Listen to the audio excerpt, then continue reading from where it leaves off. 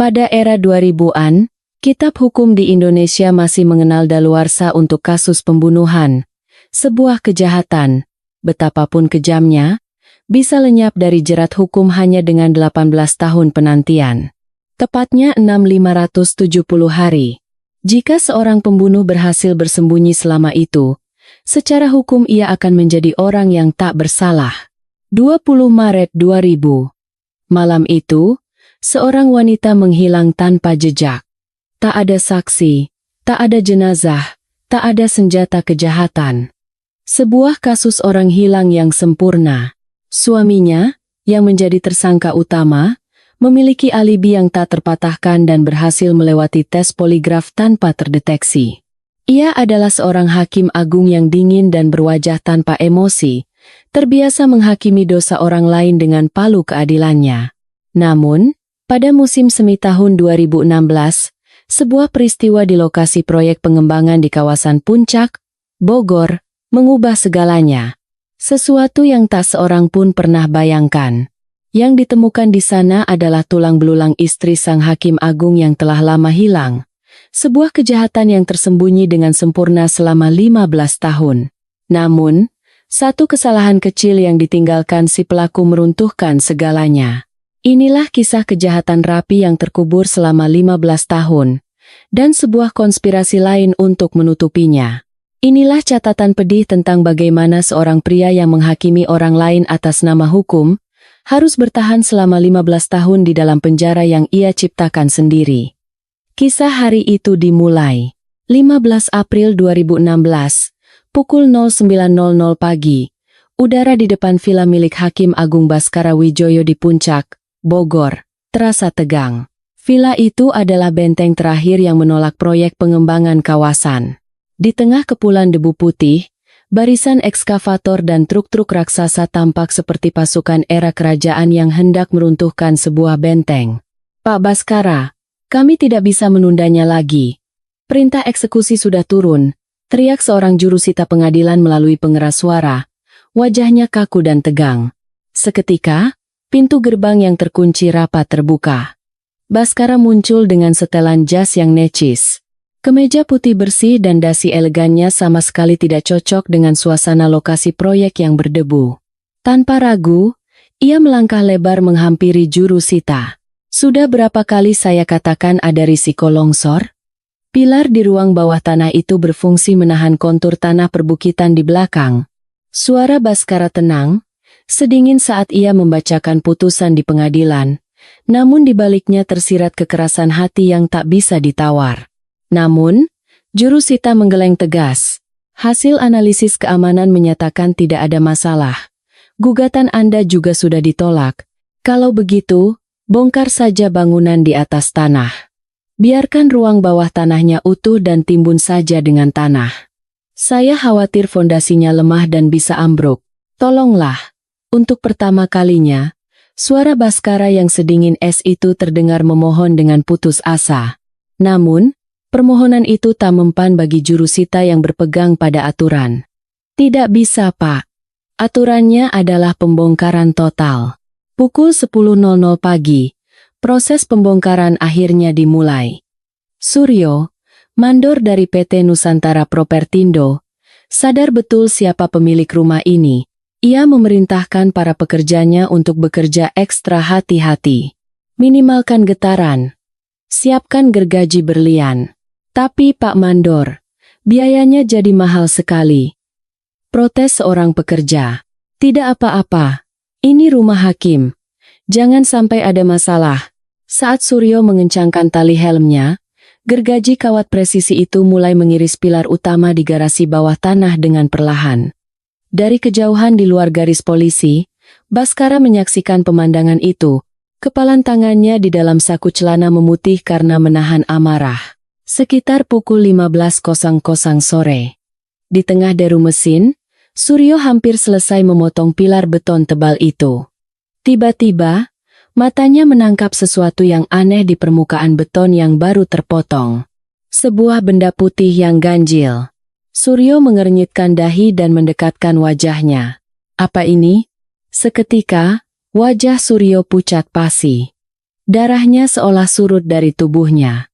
Terkubur di dalam beton itu adalah sesuatu yang jelas-jelas tengkorak manusia. Aar! Suryo berteriak dan jatuh terjengkang. Ada apa, Mandor? Mayat. Ada mayat di dalam pilar. Lokasi proyek sontak menjadi lautan kepanikan. Para pekerja berkerumun dengan gaduh. Seseorang segera menelepon polisi, dan tak sampai 30 menit kemudian, sirene mobil patroli meraung-raung memecah keheningan. Tak lama, Komisaris Polisi Kompol Budi Santoso dari Ditreskrimum Polda Jawa Barat tiba dan mengambil alih komando. Pasang garis polisi. Jangan biarkan siapapun masuk. Dengan sarung tangan lateks, Budi memeriksa pilar yang terpotong itu dengan saksama. Bekas mengerikan yang tampak di penampang beton itu tak diragukan lagi adalah bagian dari kerangka manusia. Komandan, ada sesuatu di sini. Seru seorang polisi muda yang menyorotkan senter ke bagian bawah pilar. Sesuatu terselip di celah retakan. Gabus sampanye. Gumam Budi sambil mengambil gabus itu dengan hati-hati menggunakan pinset. Tampak sudah sangat tua, namun kondisinya luar biasa baik. Tim forensik memulai penyelidikan mendetail, dan kerangka itu dibawa ke Pusat Laboratorium Forensik, Puslap 4, Mabes Polri. Di seberang lokasi yang kacau, tatapan mata Baskara dan Budi bertemu di udara. Saat itu juga, wajah Baskara berubah sepucat mayat. 3 hari kemudian, hasil dari Puslap 4 datang membawa kejutan. Komandan, identitas korban sudah terkonfirmasi, kata seorang anak buahnya. Alis Budi terangkat saat menerima dokumen itu. Siapa? Rania Puspita. Hilang 15 tahun lalu. Istri Hakim Agung Baskara. Wajah Budi mengeras. Kau yakin? Sangat yakin. Dan catatan gigi dan hasil tes DNA-nya cocok 100%. Sore itu, berita meledak di seluruh media nasional. Di tengah isu penghapusan daluarsa untuk kejahatan berat melalui revisi KUHP pada tahun 2010, penemuan mayat istri seorang hakim agung yang terkubur selama 15 tahun di rumahnya sendiri menjadi skandal terbesar. Budi, sambil mendengarkan suara presenter berita dari televisi di kantornya, tenggelam dalam pikirannya. Kini semua kepingan teka-teki itu menyatu. Ia mengerti mengapa Baskara begitu mati-matian memohon agar bangunannya tidak dibongkar total. Tak lama, laporan analisis tambahan dari Puslap 4 tiba. Dapat dipastikan korban dikubur bersamaan dengan proses pengecoran beton. Seseorang sengaja memasukkannya ke dalam pilar. Waktu kejahatan diperkirakan 15 tahun lalu, saat bangunan ini didirikan. Laporan ini menjadi paku terakhir yang menempatkan Baskara sebagai tersangka utama. Seminggu kemudian, Baskara dipanggil untuk diperiksa. Ia duduk dengan tenang, penampilannya tetap rapi tanpa celah. Saya berusaha menghentikan proyek itu murni karena ingin melindungi properti pribadi. Untuk apa saya membunuh istri saya? Lalu bagaimana Anda menjelaskan gabus sampanye ini? Tanya Budi, melempar kantong barang bukti ke atas meja. Mata Baskara sedikit bergetar, namun ia cepat-cepat menguasai diri. Saya tidak tahu. Mungkin ada orang lain yang memasukkannya.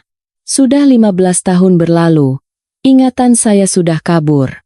Baskara, dengan pengetahuan hukumnya yang luas, dengan lihai berkelit, tanpa bukti, Anda tidak bisa mendakwa saya hanya dengan asumsi.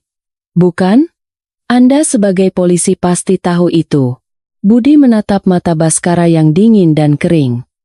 Ia sadar, pertarungan ini akan menjadi penyelidikan yang panjang dan tidak mudah. Udara di kantor Ditreskrimum Polda Jabar terasa pengap, bercampur antara aroma kopi dan keringat. Kompol Budi menutup spidol hitamnya dengan bunyi klik di depan papan tulis.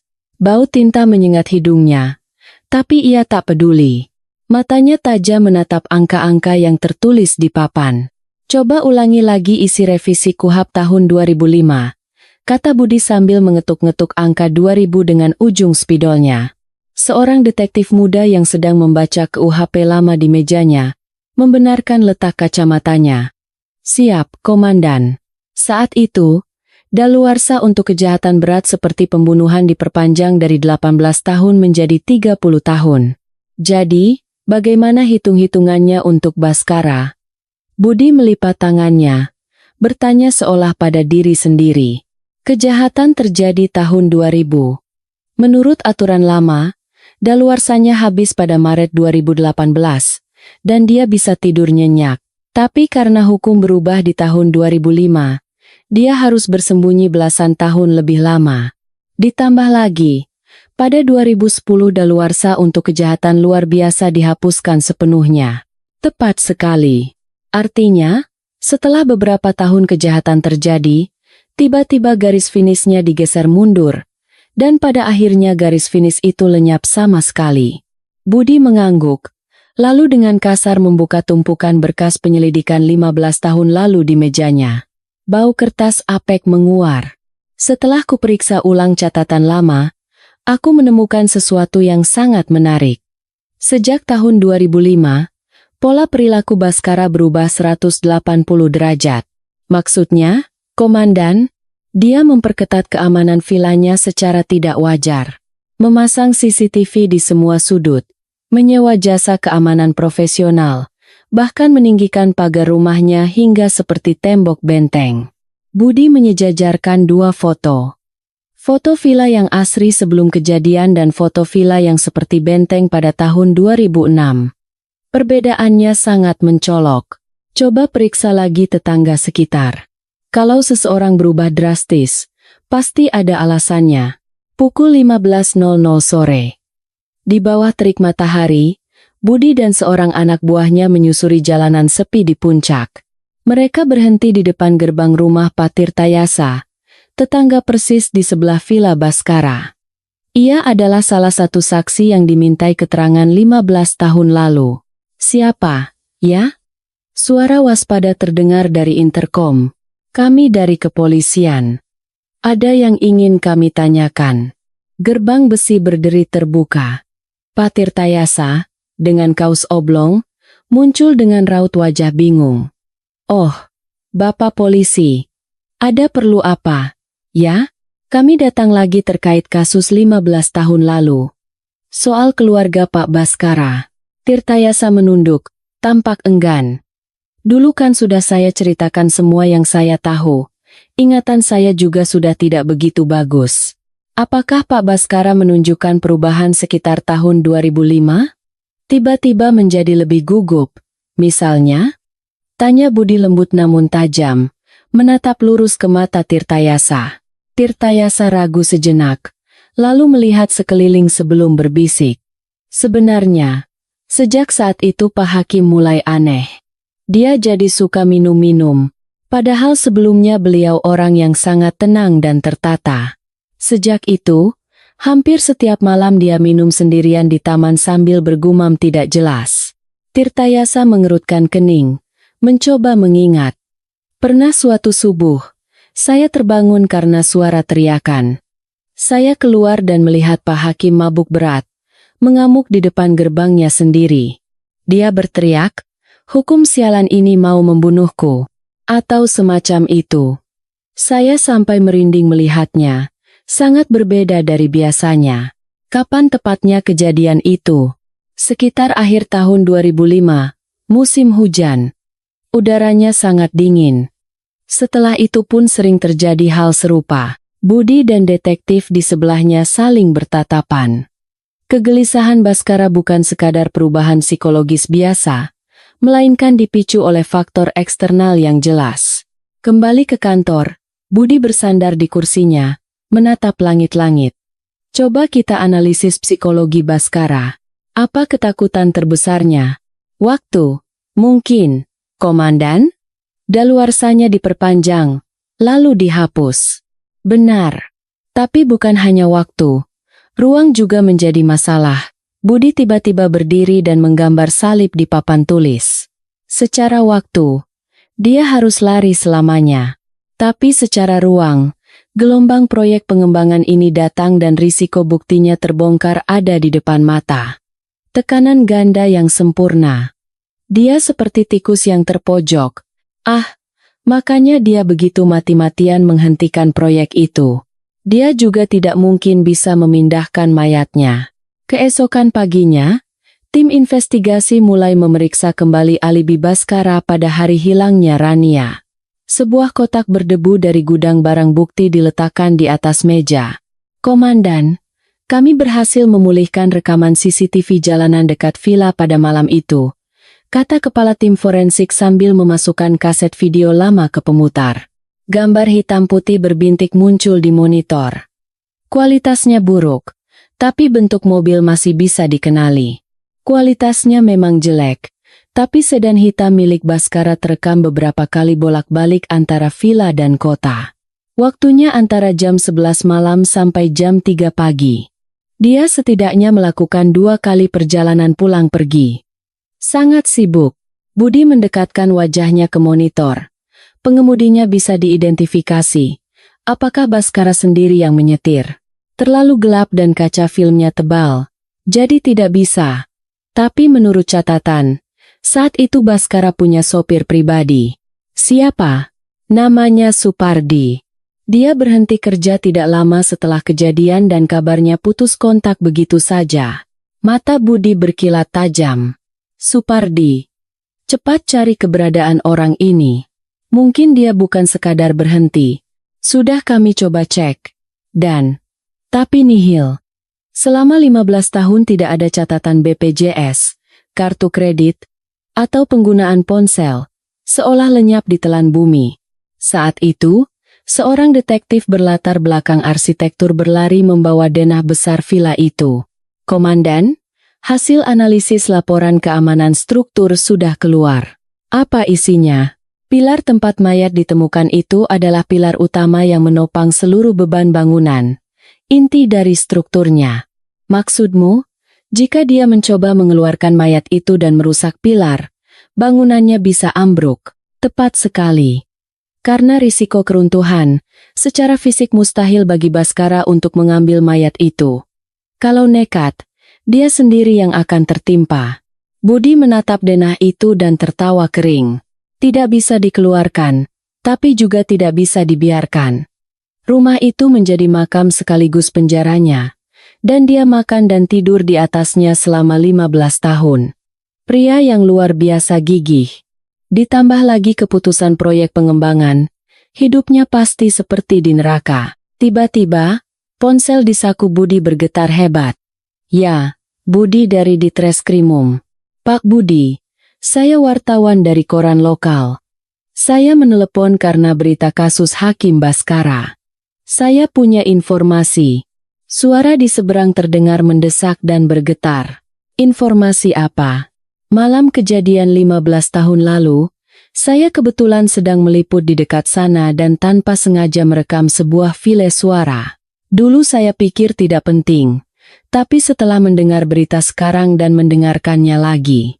Budi sontak berdiri, menendang kursinya ke belakang. "Bisa kita bertemu sekarang?" "Bisa, Pak. Saya akan tiba di kantor Bapak dalam 30 menit. Tepat 30 menit kemudian, wartawan itu tiba dengan napas terengah-engah. Di tangannya ada sebuah perekam suara model lama. "Ini rekamannya. Waktu itu saya sedang mengintai untuk berita korupsi seorang pejabat, dan sepertinya tombol rekam tidak sengaja tertekan." Budi menelan ludah dan menekan tombol putar. Di antara suara gemerisik, suara-suara dari malam 15 tahun lalu itu mengalir keluar seperti arwah yang bangkit dari kubur. Di atas meja yang terletak di sebelah papan tulis yang penuh coretan, tumpukan buku kas kusam dan lembaran Excel berserakan. Budi berhadapan dengan seorang auditor dari BPK, memeriksa transaksi keuangan Rania Puspita 15 tahun lalu dengan detail. "Pak Kompol, dari catatan 15 tahun lalu, ada pola yang sangat aneh," kata auditor itu sambil menunjuk area tertentu di layar monitor. "Ada aliran dana rutin dari rekening perusahaan PT Nusantara Propertindo ke rekening Ibu Rania. Tapi begitu uang itu masuk, langsung dipecah ke puluhan rekening anonim. Ini modus pencucian uang yang khas." "Berapa jumlahnya?" "Antara 300 hingga 500 juta rupiah setiap bulan. Dan coba lihat tanggal transfernya. Sangat cocok dengan waktu Hakim Baskara menjatuhkan putusan dalam kasus-kasus sengketa lahan yang melibatkan PT Nusantara Propertindo. Dahi Budi berkerut dalam. Ia menyalakan sebatang rokok. Jadi Rania bertugas mencuci uang suap untuk suaminya. Karena akan jadi masalah jika hakim menerimanya langsung, dia menggunakan istrinya sebagai brankas. Benar sekali. Dia bukan sekadar ibu rumah tangga, tapi manajer aset kejahatan. Saat itu, pintu kantor terbuka dengan kasar. Seorang detektif masuk dengan wajah bersemangat, membawa setumpuk BAP yang sudah menguning. "Komandan, saya kumpulkan lagi kesaksian dari teman-teman dekat Rania saat dia hilang. Dulu kesaksian ini diabaikan karena dianggap hanya curhatan rumah tangga biasa." "Apa isinya?" "Sebulan sebelum hilang, Rania menunjukkan gejala kecemasan yang parah. Ada beberapa kesaksian tetangga yang mendengar mereka bertengkar hebat hampir setiap malam." Budi merebut tumpukan bab itu dan membacanya cepat. Lihat kesaksian teman kuliahnya ini. Rania menelepon sambil mabuk dan menangis. Bilang, "Aku sudah tidak tahan lagi. Aku mau mengakhiri semuanya dan memulai hidup baru." Dan teman lainnya bersaksi, Rania pernah bilang saat dia menyarankan suaminya untuk menyerahkan diri, suaminya marah besar seperti kesetanan. Budi mengangguk dan menggigit bibirnya. Motifnya semakin jelas. Istrinya tidak tahan dengan rasa bersalah dan menuntut cerai serta pengakuan dosa.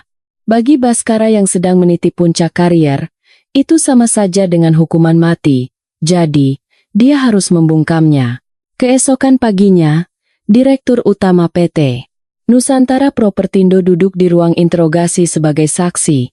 Meski mengenakan setelan mahal, sikapnya sangat arogan. 15 tahun lalu, "Apa hubungan Anda sebenarnya dengan Hakim Baskara?" tanya Budi langsung.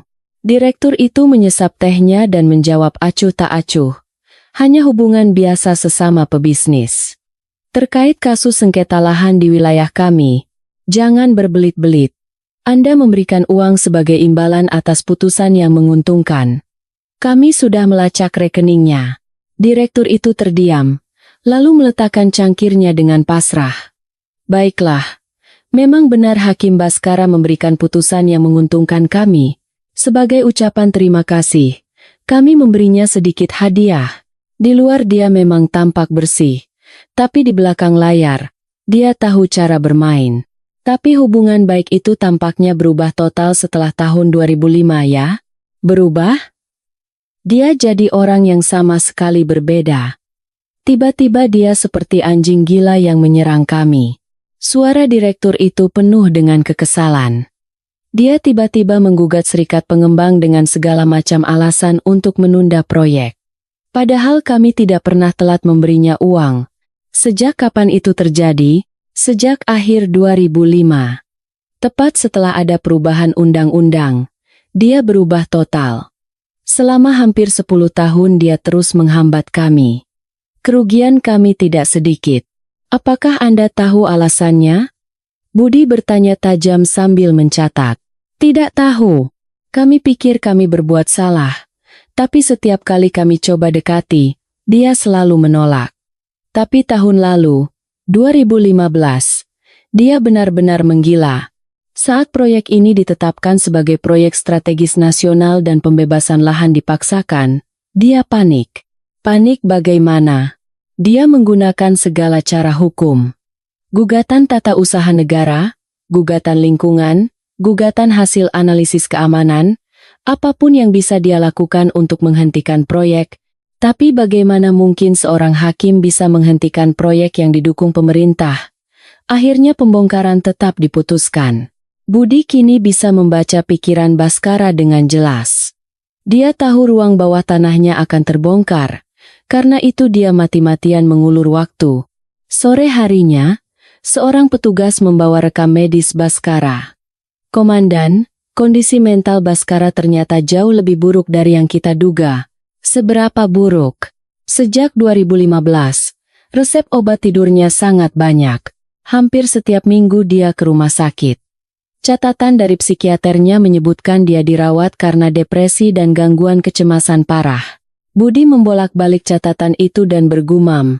Hidup 15 tahun di atas mayat. Tentu saja mentalnya hancur.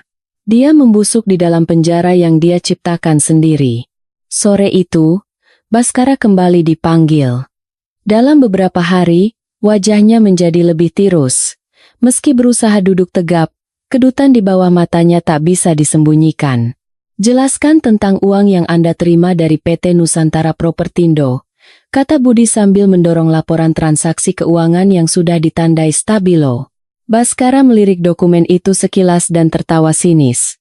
Pak Kompol, Anda tahu kan kasus suapnya sudah daluarsa. Lagi pula, uang itu tidak ada hubungannya dengan hilangnya istri saya.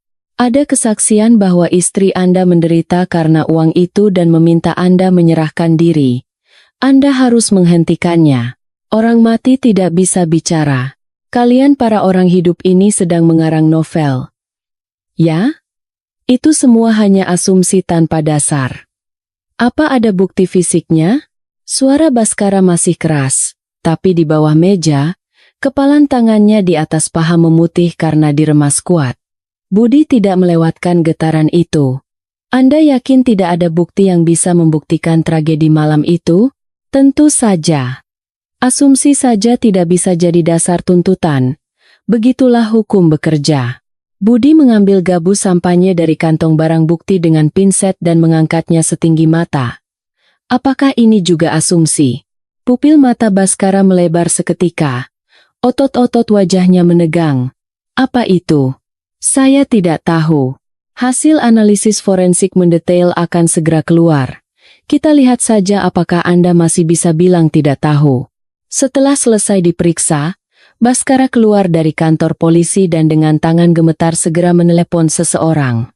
Hartono, segera kumpulkan semua partner di firma hukummu sekarang juga. Ini darurat. Sekarang. Malam itu, seluruh Indonesia gempar. Suara tegang presenter berita jam 9 malam mengudara. Pemirsa, sebuah berita mengejutkan. Sebuah file audio yang direkam pada malam kejadian pembunuhan istri Hakim Agung 15 tahun lalu telah kami peroleh. Pemilik suara diyakini adalah Supardi, yang saat itu bekerja sebagai sopir Hakim Baskara. Kemudian, suara gemerisik dari rekaman itu diputar. Ibu, kalau ibu melakukan itu, posisi bapak bisa dalam bahaya. Tolong, Bu, tenanglah. Di ruang rapat firma hukumnya, wajah Baskara yang sedang menonton berita menjadi sepucat kertas. Ia melempar remote TV dan berteriak, "Itu rekayasa, editan jahat. Aku tidak pernah mengatakan hal seperti itu." "Pak, tenang dulu, Pak. Biar tim media kami yang tangani." Para pengacaranya mencoba menenangkannya, tapi tubuh Baskara bergetar hebat. Di saat yang sama, Budi dan timnya sedang melaju kencang menuju sebuah panti reda di pinggiran kota. Barisan mobil polisi tanpa tanda menyibak kegelapan malam.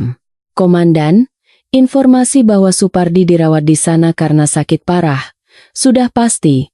tanya seorang detektif di kursi penumpang.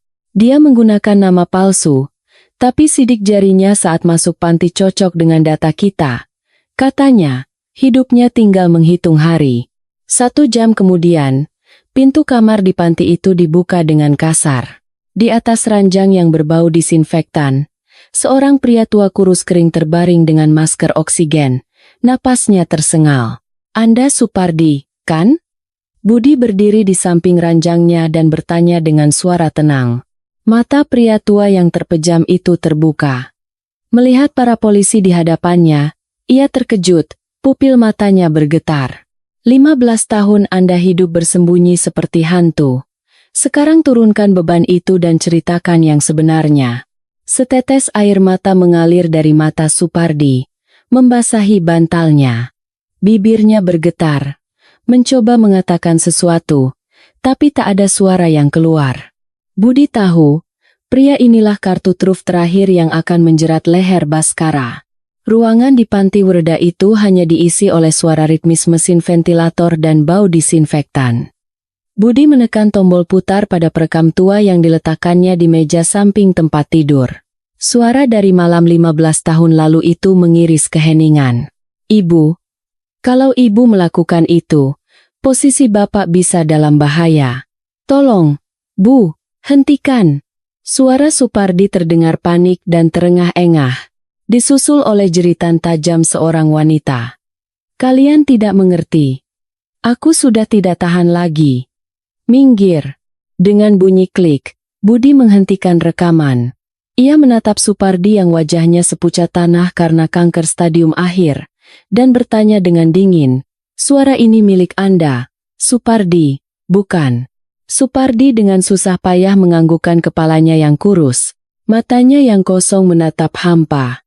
"Ya, saya yang melakukannya." "Melakukan apa? Bicaralah yang jelas, subjek dan predikatnya." "Ibu Rania, saya." Malam itu, Supardi tidak bisa melanjutkan. Ia terbatuk kering dan terisak. Grafik di monitor jantungnya melonjak. "Ceritakan dari awal."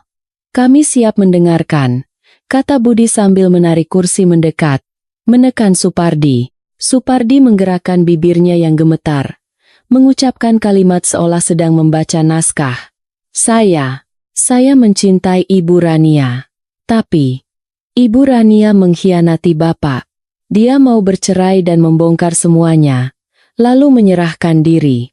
Suara Supardi bergetar lemah. "Jadi saya mencoba menghentikannya. Tapi Ibu Rania mendorong saya dan terpeleset di tangga. Beliau jatuh dan meninggal di tempat. Lalu karena takut, kau menguburnya di dalam pilar?" "Ya." "Bapak tidak tahu apa-apa. Saya sendiri yang mengurus jenazahnya dan mengecor beton." "Hentikan kebohonganmu," potong Budi tajam. "Bicaralah yang jujur. Dengan tubuhmu yang bahkan tidak kuat menopang diri sendiri, kau bilang melakukan semua itu sendirian?" "Itu benar. Bapak sungguh tidak bersalah." "Kalau begitu, Supardi, uang yang diterima keluargamu setiap bulan selama 15 tahun ini apa?" Wajah Supardi seketika menegang. Detektif di sebelahnya membentangkan laporan transaksi keuangan di depan mata Supardi. 3 juta rupiah setiap bulan. Selama 15 tahun totalnya 540 juta rupiah masuk ke rekening istri Anda. Pengirimnya, Hakim Agung Baskara. Bukankah ini terlalu banyak untuk uang pesangon seorang sopir? Itu karena Bapak kasihan pada saya. Anda didiagnosis kanker stadium akhir tepat 6 bulan yang lalu, kan? Kata Budi dingin sambil membolak-balik rekam medis. Dan sekitar waktu itu, ada catatan panggilan terakhir antara Anda dan Baskara. Panggilan pertama setelah 15 tahun. Apa yang dia katakan pada Anda? "Mumpung nyawamu sudah di ujung tanduk, balaslah budi untuk terakhir kalinya." "Begitu?" Supardi tidak menjawab, hanya mengatupkan mulutnya rapat-rapat, tapi air mata yang terus mengalir dari sudut matanya menceritakan kebenaran yang coba ia sembunyikan. 2 hari kemudian, puluhan wartawan berbaris di depan Polda. Baskara menyerahkan diri dan meminta untuk mengadakan konferensi pers. Berdiri di podium, Baskara dengan wajah lesu memegang mikrofon. "Selama 15 tahun, orang yang makan dari piring yang sama dengan saya, yang sudah saya anggap seperti keluarga, tega melakukan hal sekejam itu pada istri saya. Saya tidak pernah menyangkanya." Baskara menyeka matanya dengan sapu tangan, suaranya tercekat, kilatan kamera menyambar tanpa henti. "Saya tidak tahu dia begitu mencintai istri saya, sampai akhirnya dia mengaku sebelum meninggal. Selama 15 tahun saya hanya bisa menunggu, mengira istri saya hanya pergi dari rumah." Seorang wartawan mengangkat tangan. "Pak Hakim, lalu apa alasan Anda memberikan bantuan biaya hidup kepada keluarga Supardi setiap bulan selama 15 tahun? Jika Anda tidak tahu dia pelakunya, mengapa memberikan uang sebanyak itu?" Baskara terdiam sejenak, lalu menjawab dengan tenang. "Saat Supardi tiba-tiba berhenti dan menghilang, saya dengar keluarganya kesulitan. Saya kasihan melihat keadaan mereka yang malang. Jadi saya bantu atas dasar kemanusiaan saja. Jika ternyata itu adalah imbalan atas pembunuhan istri saya, berarti saya telah memelihara seorang pembunuh dengan tangan saya sendiri." Baskara tak sanggup melanjutkan kata-katanya dan terisak. Aktingnya begitu sempurna hingga membuat merinding. Opini publik dengan cepat berbalik. bersimpati pada hakim malang yang kehilangan istri dan tanpa sadar membiayai keluarga pembunuhnya. Kolom komentar di internet dipenuhi dukungan untuk Baskara dan hujatan untuk Supardi. Namun, Budi yang menonton dari layar TV hanya menatap tajam dan mengepalkan tangannya. Dasar sandiwara. Akan kucabut lidah ular yang bersembunyi di balik air mata itu. Keesokan harinya, polisi melakukan reka ulang TKP untuk memverifikasi pengakuan Supardi. Dengan kursi roda dan tabung oksigen, Supardi muncul di puing-puing villa. Wajahnya yang ditutupi masker hanya tertunduk saat dihujani pertanyaan wartawan. Supardi, coba jelaskan langsung bagaimana Anda memasukkan jenazah ke dalam pilar. Budi menunjuk sisa pilar di ruang bawah tanah yang hancur. Supardi menatap sekeliling dengan cemas. Lalu tergagap. Saya masukkan ke dalam bekisting. Lalu saya tuang semen. Kau tahu apa itu bekisting? Bentuknya seperti apa? Itu. Yang seperti cetakan semen dari kayu. Bentuknya kotak. Budi menggeleng. Pilar di bangunan ini strukturnya silinder dari beton bertulang. Bekisting kotak tidak akan bisa dipakai. Lalu bagaimana dengan tulangan besinya? Bagaimana kau menyusunnya? Jaraknya? Saya tidak begitu tahu. Saya hanya mengikatnya dengan kawat. Siapa yang membuat adukan semennya? Kau panggil truk molen atau aduk sendiri? Saya aduk sendiri dengan sekop. Berapa perbandingan air, semen, dan agregatnya? Mata Supardi bergetar hebat. Keringat dingin membasahi dahinya saat ia mulai bicara tidak karuan. Saya hanya campur seadanya. Saya tidak ingat. Dia adalah orang yang sama sekali tidak punya pengetahuan dasar konstruksi. Melakukan pekerjaan pengecoran pilar yang membutuhkan teknik khusus sendirian adalah hal yang mustahil. Budi yakin, orang ini hanyalah seorang aktor yang menghafal naskah. Malam itu, Budi mendatangi warung tempat putri Supardi, Yuni, bekerja. Ia duduk di pojok, memainkan celemeknya dengan gelisah. Mbak Yuni, ayahanda saat ini sedang membuat pengakuan palsu yang mengerikan. Apa maksud Bapak? Ayah saya kan sudah mengaku semuanya. Yuni berpura-pura tidak tahu dan membuang muka. Apakah Anda tega membiarkan ayah Anda meninggal sebagai pembunuh padahal dia tidak bersalah? Orang yang seumur hidupnya hanya memegang setir. Bagaimana mungkin bisa melakukan pekerjaan konstruksi rumit itu sendirian? Ini tidak masuk akal. Apakah ini karena uang yang dijanjikan Baskara? Apa Anda pikir setelah ayah Anda tiada, Baskara akan menepati janjinya? Dia adalah orang yang tega mengubur istrinya sendiri di dalam beton dingin. Tangan Yuni mulai bergetar. Ayah saya bukan orang seperti itu. Dia orang yang baik dan lembut, bahkan untuk menyembelih ayam pun tidak tega. Yuni akhirnya menangis terseduh-seduh. Pelanggan di warung melirik, tapi ia tak peduli. Kalau begitu, ceritakan yang sebenarnya. Untuk apa dan untuk siapa ayah Anda melakukan sandiwara konyol ini? Budi memberikan tisu sambil menenangkannya. Yuni ragu sejenak, lalu dari dalam tasnya ia mengeluarkan sebuah buku catatan hitam yang sudah usang dan meletakkannya di atas meja. Ini buku harian yang ayah tulis diam-diam. Dia ingin saya membacanya setelah dia tiada. Semua tentang Pak Baskara tertulis di sini. Dengan tangan gemetar, Budi menerima buku itu dan membuka halaman pertama. Tanggal yang ditulis dengan tulisan tangan canggung terbaca. 15 Desember 2005. Bapak akhir-akhir ini minum setiap malam. Dia bilang hukum sialan itu berubah dan daluarsanya diperpanjang. Dia tersiksa memikirkan bagaimana harus bertahan 10 tahun lagi. Dia jadi lebih sering berdiri termenung menatap pilar tempat ibu dikubur. Aku cemas. Jantung Budi berdebar kencang. Ia membalik halaman dengan cepat, mencari catatan terbaru. 20 Maret 2015. Bapak memanggilku. Dia sudah tahu aku sakit kanker.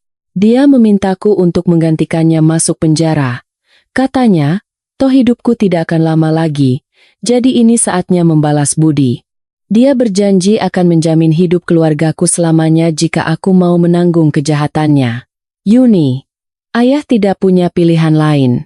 Maafkan ayah, Bajingan. Umpat Budi tanpa sadar. Baskara bahkan menjadikan nyawa sopir yang telah mengabdi seumur hidup padanya sebagai alat tawar-menawar. Sebuah rekayasa untuk menutupi kejahatan yang sangat keji. Saat itu, ponsel di saku Budi berdering nyaring dari petugas Puslap 4. "Ya, halo, Pak Budi, di mana posisi? Segera ke Puslap 4 sekarang juga." Suara di seberang terdengar sangat bersemangat. Soal gabus sampahnya itu, hasil analisisnya sudah keluar. Ini penemuan besar. Bukti telak yang akan membalikan seluruh kasus ini. Apa temuannya? Tidak bisa dijelaskan lewat telepon. Kami menemukan sesuatu yang bisa menghancurkan alibi Baskara. Cepat kemari. Budi menutup buku harian itu dan berdiri dengan sigap. Matanya berkilat seperti pemangsa yang menemukan buruannya. Akhirnya, ia mendapatkan tombak paling tajam untuk meruntuhkan benteng kokoh bernama Baskara. "Kita berangkat. Kita akan merobek topeng Baskara." Udara di ruang analisis Puslap 4 terasa dingin dan kering. Di bawah lensa mikroskop, sebuah gabus sampahnya tua diperbesar di layar monitor. Budi berdiri melipat tangan, menatap tajam ke layar. "Pak Kompol, kami menemukan kontradiksi fatal dari gabus ini. Ini adalah anomali sempurna yang dibuktikan oleh sains." Jelas seorang ahli forensik berjas putih sambil menunjuk retakan mikro di gambar dengan laser pointer. Label pada botol sampahnya itu memang benar dari tahun 2000.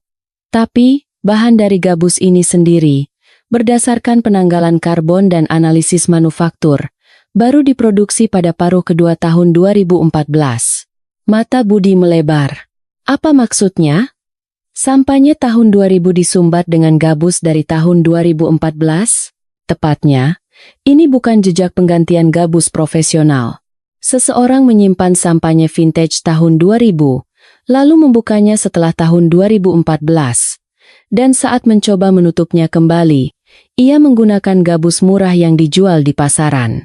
Dari tingkat oksidasinya, waktu pembukaan diperkirakan pada musim semi 2015. Potongan-potongan puzzle di kepala Budi seolah menyatu dengan bunyi klik. Artinya, pelaku meminum sampahnya itu bukan sesaat setelah kejadian tahun 2000, tapi 15 tahun setelah mayat itu dikubur. Dan dia meminumnya tepat di atas mayat itu. Benar sekali. Itu kejadian yang sangat baru. Budi segera mengeluarkan ponselnya. Cek lagi rekam medis Supardi. Apa ada catatan dia keluar dari panti setelah tahun 2014? Apakah fisiknya memungkinkan untuk bergerak sendiri? Terdengar suara kertas dibolak-balik, lalu suara panik seorang detektif. "Komandan, Supardi sudah menggunakan kursi roda sejak operasi pada tahun 2014. Pada tahun 2015, dia sudah hampir tidak bisa bangun dari tempat tidur. Mustahil dia bisa pergi ke ruang bawah tanah villa sendirian dan minum-minum." Budi mengepalkan tangannya. Keringat membasahi telapaknya. Pengakuan Supardi adalah kebohongan yang dirancang dari awal hingga akhir. Dia mencoba memanipulasi waktu dengan pionnya, tapi dia tidak bisa menutupi celah sekecil gabus sampahnya. Tim investigasi segera melacak jejak Baskara pada tahun 2015. 2 jam kemudian, seorang petugas berlari dengan napas terengah-engah membawa selembar struk. "Komandan, ketemu. Bukan dari kartu kredit perusahaannya, tapi dari tanda terima pribadinya." Struk yang disodorkan itu menunjukkan nama sebuah toko anggur mewah di Jakarta Selatan. Tanggalnya 20 Maret 2015. Tepat sehari setelah 15 tahun sejak istrinya hilang, gumam seorang detektif, Yirmi Maret. Budi memeriksa kalender dan tertawa kering. Itu adalah tanggal di mana seharusnya daluarsanya selesai menurut hukum yang lama, dan dia bisa bebas. Lalu kenapa dia minum sampahnya di lokasi mayat pada hari itu? "Itu bukan pesta kemenangan," kata Budi. "Itu adalah gelas keputusasaan." Budi mencoret angka 2026 di papan tulisnya dengan spidol merah. Dia menunggu 15 tahun dengan menahan napas.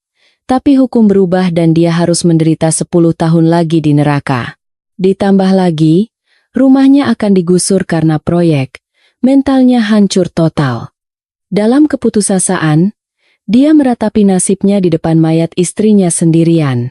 Dunia ini tidak mau melepaskanku. Mungkin begitu pikirnya. Keesokan paginya, kabar duka datang. Komandan, ada telepon dari panti. Supardi meninggal dunia tadi malam. Keheningan berat menyelimuti kantor. Perisai terakhir Baskara telah lenyap. Namun, bagi Baskara, ini justru bisa menjadi amunisi untuk menutup kasus. 1 jam kemudian, Baskara yang mengenakan pakaian berkabung rapi, masuk ke kantor polisi. Wajahnya dibuat sedih, tapi matanya menyeratkan kelegaan. Supardi akhirnya tiada. Hati saya hancur. Meskipun dia pembunuh istri saya ingin mengantarkannya ke peristirahatan terakhir. Karena pelakunya sudah meninggal, kasus ini ditutup dengan status tersangka meninggal, kan? Baskara mencoba mengarahkan penyelidikan ke akhir. Budi duduk bersandar di mejanya, menatapnya. Terlalu cepat, babak pertama baru saja selesai. Alis Baskara berkedut mendengar jawaban dingin Budi. Apa maksud Anda? Pelakunya sudah mengaku dan meninggal. Alibi Anda yang tampak sempurna itu hancur berkeping-keping hanya karena sepotong gabus busuk. Apa? Baskara Wijoyo, Anda saya tangkap sebagai tersangka utama dalam kasus hilangnya dan pembunuhan Rania Puspita pada tahun 2000. Budi mengeluarkan surat perintah penangkapan dari sakunya. Wajah Baskara sontak berubah. Topengnya terlepas. Tindakan konyol apa ini? Kau pikir aku siapa? Beraninya kau pada seorang hakim agung. Anda punya hak didampingi pengacara dan punya banyak kesempatan membela diri. Tapi saya sarankan Anda menggunakan hak untuk diam. Semakin banyak Anda bicara, akan semakin merugikan Anda. Lepaskan. Lepaskan aku. 2 orang detektif memiting lengan Baskara dan memborgolnya di belakang. Suara dingin borgol logam menggema di ruangan itu. Tangan yang biasa menghakimi orang lain kini dicap sebagai tangan seorang penjahat. Ujung jari Baskara bergetar hebat tak terkendali.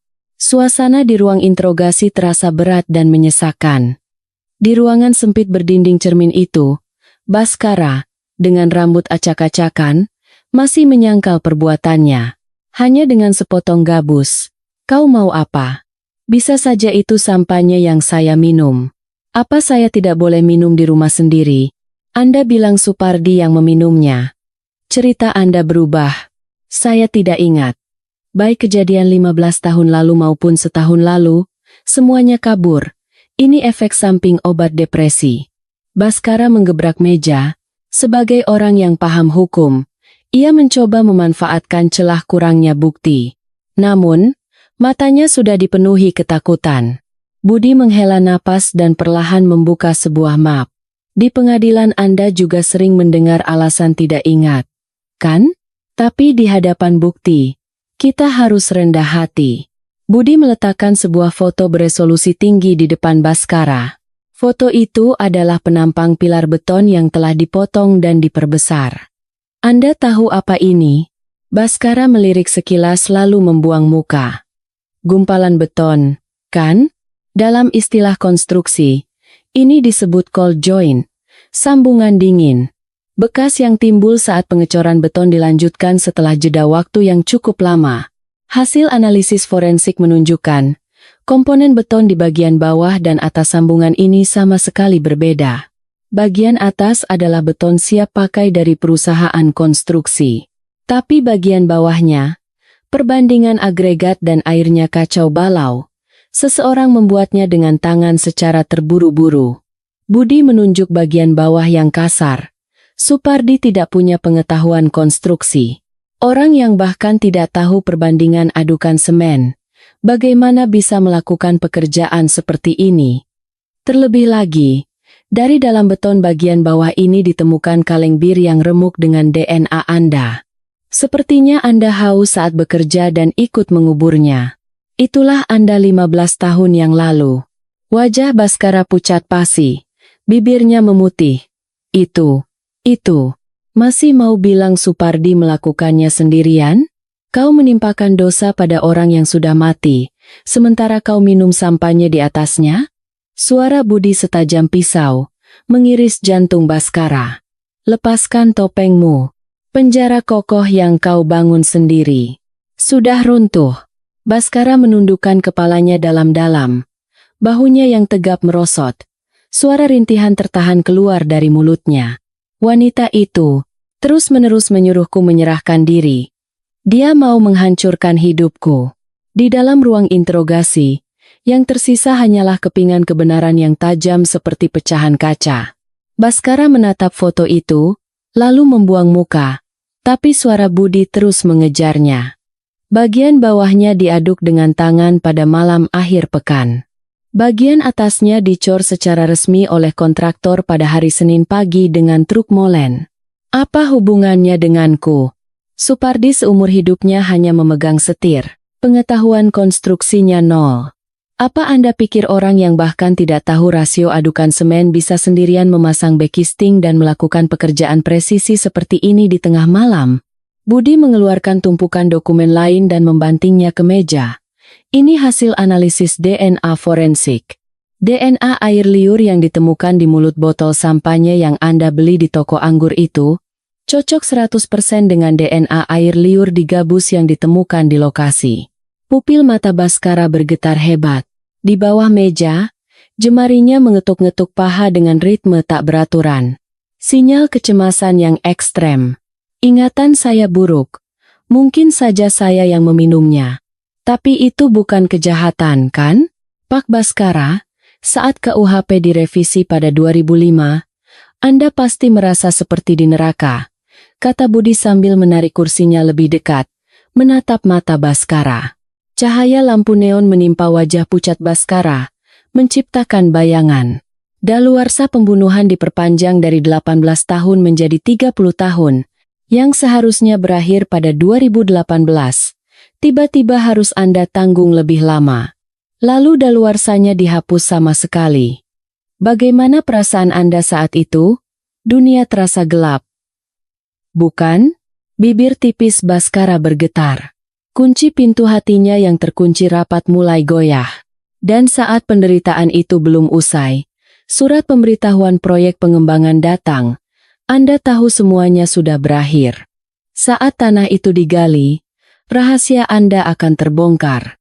Saya tidak tahu. Sungguh tidak ingat. Malam tanggal 20 Maret 2015, tepat di hari ke-15, suara Budi terdengar berat dan dalam. Di depan pilar dingin di ruang bawah tanah itu, dengan mayat istri Anda di bawah kaki Anda, apa yang Anda pikirkan saat membuka sampahnya itu? Apakah itu perayaan? Atau ratapan? Seketika, Baskara mengangkat kepalanya seolah tersengat listrik dan berteriak histeris. Hukum sialan itu. Proyek sialan itu yang membunuhku. Kenapa harus aku yang mengalami ini? Teriakan itu membuat ruang interogasi hening sejenak. Para detektif di balik cermin satu arah menahan napas. Baskara, dengan napas tersengal, sadar akan apa yang baru saja ia ucapkan. Ia menutupi wajahnya dengan kedua tangan. Bahunya bergetar. Isakan tertahan keluar. Lanjutkan. Sekarang waktunya menceritakan semuanya, kata Budi lembut, seolah menenangkannya. Setelah hening yang panjang, Baskara menurunkan tangannya. Matanya yang basah menatap langit-langit. Suaranya terdengar kosong. Saat berita revisi undang-undang itu keluar tahun 2005, aku benar-benar hampir gila. Rasanya seperti langit runtuh. Lalu apa yang Anda lakukan? Aku mencoba memindahkan mayatnya ke tempat yang tidak akan pernah ditemukan siapapun. Baskara mengusap wajahnya, mencoba mengingat. Tahun 2006 aku pernah mencoba. Tapi baru menyentuh pilar itu sedikit. Langit-langit ruang bawah tanah retak. Hasil analisis struktur juga mengatakan pilar itu menopang seluruh rumah. Aku takut bangunannya runtuh dan aku mati tertimpa. Aku menyerah. Sejak itu, rumah itu menjadi penjaraku. Sejak kapan Anda mulai menghalangi proyek? Tepat setelah itu, sejak 2006. Hampir 10 tahun aku berjuang seperti di neraka. Aku menggugat serikat pengembang, gugatan lingkungan, gugatan keamanan. Sebagai hakim, aku menggunakan semua trik hukum yang aku tahu untuk menghambat mereka. Senyum pahit muncul di bibir Baskara. Orang-orang pikir aku mata duitan, tapi aku hanya berjuang untuk hidup. Aku harus mengulur waktu, meski hanya sehari, bahkan 1 jam. Tapi pada 2015, saat proyek itu ditetapkan sebagai proyek strategis nasional, aku tahu aku tidak bisa lagi mencegahnya. Garis pertahananku hancur total. Jadi malam itu Anda minum sampanya? Ya. Setelah bertahan 15 tahun, setiap hari hidup dengan saraf tegang, kini tidak ada lagi jalan lari dan rumahku akan direbut. Aku pasti akan ketahuan. Baskara memejamkan matanya rapat-rapat. Aku sangat marah, sangat kesal karena semua tidak berjalan sesuai keinginanku. Aku tidak tahan. Jadi malam itu aku mengambil minuman paling keras dari gudang anggurku dan turun ke bawah. Aku ingin bertanya pada istriku. Pada istri Anda? Ya. Aku menendang pilar itu sambil berteriak. Bahkan setelah mati pun kau masih menyiksaku? Kenapa dulu kau berbuat begitu dan menyebabkan semua ini? Aku memakinya sambil minum. Suara Baskara semakin pelan. Saat mabuk dan sempoyongan, gabus sampahnya yang kupegang jatuh. Aku tidak sadar gabus itu menggelinding ke celah retakan di dasar pilar. Aku langsung naik ke atas dan tidur. Anda tidak pernah menyangka sepotong gabus kecil itu akan menjerat leher Anda, ya? Siapa yang akan menyangka? Dosa 15 tahun lalu ternyata menungguku di lubang sekecil itu. Budi memeriksa tombol rekam di atas meja dan membenarkan posisi duduknya. Baik, ini yang terakhir. Ceritakan dengan mulut Anda sendiri. Apa yang sebenarnya terjadi pada malam 20 Maret 2000? Baskara menghela napas panjang dan mulai membongkar ingatannya. Malam itu aku bertengkar hebat dengan Rania. Dia tahu aku menerima suap dari perusahaan konstruksi. Dia seorang yang taat beragama dan tidak tahan dengan rasa bersalah. Dia terus mendesak untuk bercerai, membongkar semuanya, dan menyerahkan diri. Padahal saat itu aku sedang menunggu promosi menjadi hakim agung. Aku melarangnya, tapi Rania mengambil telepon untuk melapor. Aku mencoba merebutnya dan tidak sengaja mendorongnya. Mata Baskara menatap hampa. Dia jatuh ke belakang, kepalanya membentur ujung tangga ruang bawah tanah, lalu terguling ke bawah. Saat aku turun, napasnya sudah berhenti. Itu benar-benar kecelakaan. Bagaimana Anda mengurus mayatnya? Kebetulan sedang hujan deras dan para pekerja libur beberapa hari. Aku kalut, turun ke ruang bawah tanah, membuat backcasting silinder, dan memasukkan Rania ke dalamnya. Lalu aku membuka karung-karung semen di taman. Sepanjang malam aku mengaduknya dengan air dan menuangkannya. Baskara menunduk dalam. Aku menuang semen seperti orang gila sampai pagi. Dan pada Senin pagi, aku berangkat kerja seolah tidak terjadi apa-apa. Menyaksikan para pekerja menuangkan sisa beton di atasnya. Menyaksikan istriku membeku selamanya. Keheningan berat menyelimuti ruangan. Wajah asli seorang hakim yang pernah dihormati, kini terungkap sepenuhnya. Selama 15 tahun, setiap kali melihat pilar itu, jantungku rasanya mau meledak. Saat makan di meja makan, membayangkan istriku ada di bawah kakiku membuatku mual. Terutama setelah 2005, aku mimpi buruk setiap malam. Mimpi pilar itu retak dan istriku berjalan keluar. Apa kau menyesal? Tanya Budi singkat. Baskara tersenyum pahit dengan wajah basah oleh air mata. Andai saja waktu itu aku langsung menyerahkan diri, mungkin setelah menebus dosaku, sekarang aku sudah bebas. Tapi karena keserakahan dan gengsiku, aku hidup terkurung 15 tahun di penjara buatanku sendiri, dan berakhir hancur seperti ini. Seluruh pengakuan Baskara terekam jelas. Kebenaran yang dingin dan beku, yang terkubur 15 tahun di dalam beton, akhirnya terungkap. Bahwa dia, perintah Budi. Para petugas masuk, membangkitkan Baskara yang lemas. Dengan tangan diborgol, ia dibawa pergi, bukan lagi sebagai hakim agung yang berwibawa, melainkan hanya seorang pesakitan yang menyedihkan. Keluar dari ruang interogasi, Budi berdiri di dekat jendela, hendak menyalakan rokok tapi mengurungkannya.